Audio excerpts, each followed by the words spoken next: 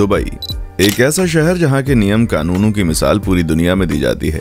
यहाँ चोर का चोरी करना तो दूर की बात, महिलाओं का टाइट जीन्स पहनकर घर से निकलना तक गुनाह माना जाता है।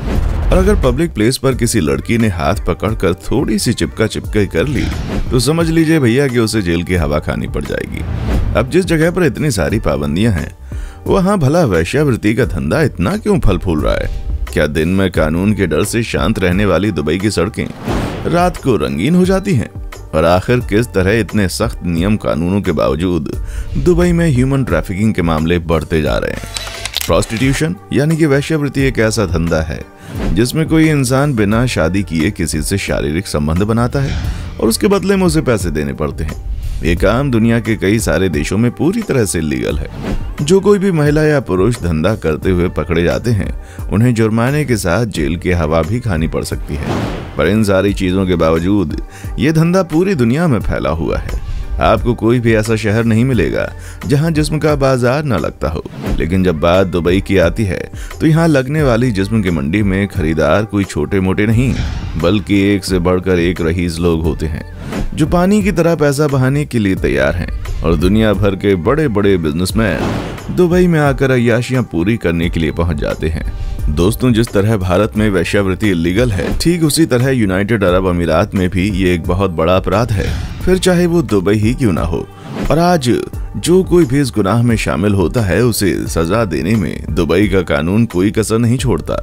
और जो दूसरे देश की महिलाएं दुबई जाकर जिस्म का ये धंधा करती हैं, उन्हें तुरंत उनके देश वापस भेज दिया जाता है। और रिपोर्ट्स के मुताबिक हर साल करीब 4000 से ज्यादा वेश्यावृत्ति की काम करने वाली महिलाओं को दुबई से उनके देश वापस भेज दिया जाता है।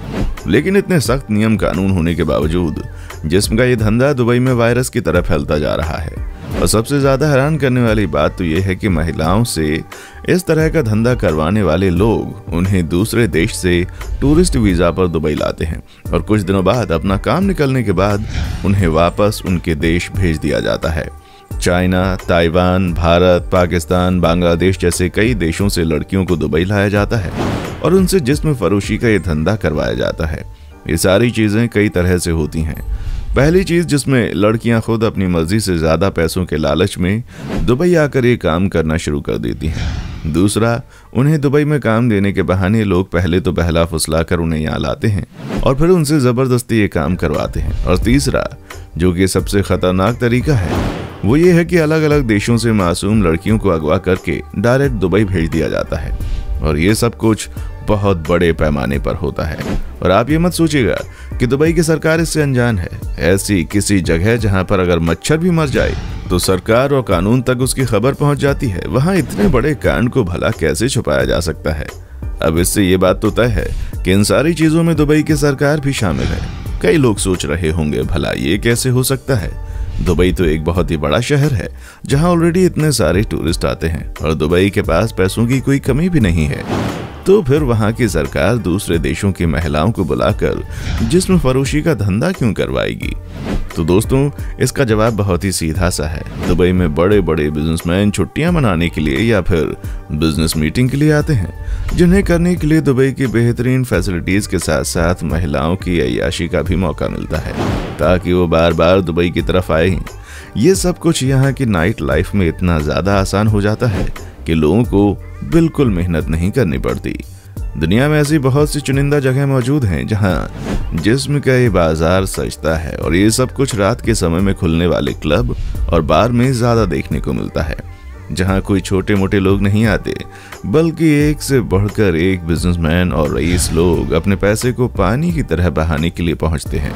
सबसे पहले तो वो यहाँ होने वाले नाच गाने का लुत्फ उठाते हैं, फिर अपनी मनपसंद की लड़की को मुंह बोली कीमत पर एक रात के लिए खरीद कर अपने साथ ले जाते हैं। असल में दोस्तों, दुबई की सरकार किसी न किसी तरीके से अपने देश में टूरिज्म को बढ़ावा देने में लगी हुई है। उसे पता है कि एक न एक दिन ये तेल का धंधा खत्म होने वाला है और ऐसे बहुत से देश भी देखे गए हैं जहां बेशुमार मात्रा में तेल निकलने की वजह से वहां पहले तो बहुत सारा पैसा आया और फिर जब तेल खत्म हो गया तो वो देश पूरी तरह से डूब गया। और ये चीज दुबई के साथ ना हो, इसलिए इसे एक टूरिस्ट डेस्टिनेशन बनाया जा रहा है और इसका 80% काम हो भी चुका है। जहां आपको दुबई में दुनिया की सबसे ऊंची इमारत से लेकर दुनिया का अकेला 7 स्टार होटल तक मिल जाएगा। सब कुछ देखने को मिलेगा, लेकिन सबसे ज्यादा जिस चीज की चर्चाएं होती हैं वो है दुबई की नाइट लाइफ। यहाँ एक से बढ़कर एक अमीर लोग हैं जो कि नाइट लाइफ को एंजॉय करने के लिए कुछ भी करने के लिए तैयार हैं, और इसी तरह के अमीर लोगों को दुबई की सरकार अपना निशाना बनाती है। और हम ये सारी चीजें अपने मन से बिल्कुल नहीं बता रहे, बल्कि दुबई में जिस्म फरोशी का धंधा कर चुकी एक महिला ने खुद अपने मुंह से वहां होने वाली सारी चीजों के बारे में बताया। माफ कीजिएगा, किसी कारण से हम उस महिला का नाम और पहचान आपको नहीं बता सकते, लेकिन हम आपको ये जरूर बता सकते हैं कि उसने दुबई की ऐसी पोल खोल कर रख दी है जिसे सुनकर आपके भी पैरों तले जमीन खिसक जाएगी। दुबई में जिस्म फरोशी का धंधा करने वाली बांग्लादेशी महिला का कहना था कि उसकी मुलाकात एक एजेंट से हुई, जिसने दुबई में होटल्स के अंदर साफ सफाई का काम करने के लिए उसे दुबई भेज दिया। वहां जाने के बाद उस एजेंट ने सबसे पहले तो महिला का वीजा और पासपोर्ट जब्त किया, और फिर उसे जिस्म फरोशी के इस धंधे में जबरदस्ती धकेल दिया, जिसके बाद उसकी पूरी जिंदगी नर्क बन गई, क्योंकि वो महिला चाहकर भी अपने देश वापस नहीं जा सकती थी और उसे जबरन इस धंधे में उतरना पड़ा। लेकिन इन सारी चीजों से गुजर चुकी उस महिला की सबसे ज्यादा चौंका देने वाली बात वहां होने वाले जिस्म फरोशी के धंधे से जुड़ी नहीं थी, बल्कि वहां पर रखे जाने वाले लोगों की जिंदगियों से जुड़ी थी। महिला का कहना था कि उसे 8 से 9 लड़कियों के साथ एक कमरे में रखा जाता था, जहां ना तो ठीक से बिस्तर लगे थे और ना ही सोने की जगह थी। कैसे भी करके उन सभी लड़कियां अपना गुजारा कर रही थीं।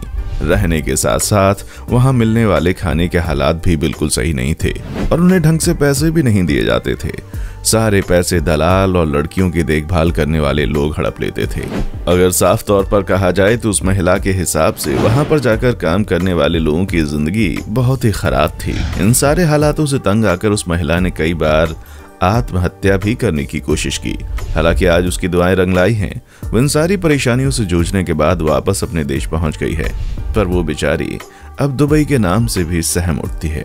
और ये चीज केवल वहां पर जिस्म फरोशी का धंधा करने वाली महिलाओं के साथ ही नहीं होती, बल्कि काम की तलाश में जो भी लोग दुबई की तरफ अपना रुख करते हैं, उनकी जिंदगी किसी बुरे सपने की तरह बन जाती है, जहां वो इस उम्मीद में जाते हैं कि उन्हें अच्छी नौकरी मिलेगी और उस नौकरी से मिलने वाले पैसों से वो अपना घर चलाएंगे। लेकिन पैसा मिलना तो छोड़ दीजिए, उन्हें चैन की सांस लेने तक का समय नहीं मिलता। सबसे पहली चीज तो दुबई में जाने वाले लोगों को पूरे 16 घंटे काम करवाया जाता है, और उनके ओवर टाइम का पैसा भी उनको नहीं दिया जाता। हालांकि जो कोई भी दुबई जाता है उसके एग्रीमेंट में 8 घंटे लिखा होता है, पर किसी भी इंसान को 14 से 16 घंटे तो कम से कम काम करना पड़ता है। इसके अलावा अगर रहने की बात की जाए तो एक कमरे में 20-20 लोगों को ठूंस ठूंस कर भर दिया जाता है, और जिन हालातों में ये लोग रह रहे होते हैं उससे ज्यादा बेहतर तो जेल का माहौल होता है, जहां कम से कम कैदी को अपना पैर फैलाकर सोने की जगह तो मिल जाती है, क्योंकि दुबई में लोगों का इससे भी ज्यादा बुरा हाल है। और इतना कुछ करने के बावजूद उन्हें पूरे पैसे नहीं मिलते। लोग रात दिन ऊंची ऊंची इमारतों और खदानों में मेहनत मजदूरी करते हैं, पर फिर भी थोड़े से पैसे देकर उनका मुंह बंद करवा दिया जाता है। पर सबसे ज्यादा खौफनाक चीज तो यह है कि अगर कोई इंसान इन सारी चीजों से बाहर निकलकर वापस अपने देश जाना चाहता हो तो उसे ऐसा करने की बिल्कुल इजाजत नहीं है, क्योंकि उसका वीजा और पासपोर्ट पहले ही जब्त कर लिया जाता है, और कम से कम 2 से 3 सालों तक ना चाहते हुए भी लोगों को जीते जी नर्क भरी जिंदगी जीनी पड़ती है। अगर आसान शब्दों में कहा जाए तो दुबई एक ऐसी जगह है जहां पैसे वाले लोगों की तो खूब खातिरदारी होती है, लेकिन अगर आप वहां पर पैसा कमाने की इच्छा से जा रहे हैं तो आप एक ऐसे दलदल में फंस जाते हैं जहां से निकल पाना मुश्किल ही नहीं बल्कि नामुमकिन है। 2 सालों तक आपको कोई पूछने वाला नहीं है। बाकी दोस्तों, दुबई के इस काले सच के बारे में आपका क्या कहना है? कमेंट बॉक्स में आकर जरूर बताइएगा। और आगे भी इसी तरह की वीडियोस को देखते रहने के लिए हमारे चैनल को लाइक, शेयर और सब्सक्राइब करना ना भूलें। देखने के लिए शुक्रिया। दोस्तों, आपकी स्क्रीन पे 2 और वीडियोस दिख रही हैं, जिसे देखने के लिए आप इस स्क्रीन पर क्लिक करें। दोनों देखिएगा, बहुत अच्छी वीडियो बनी है।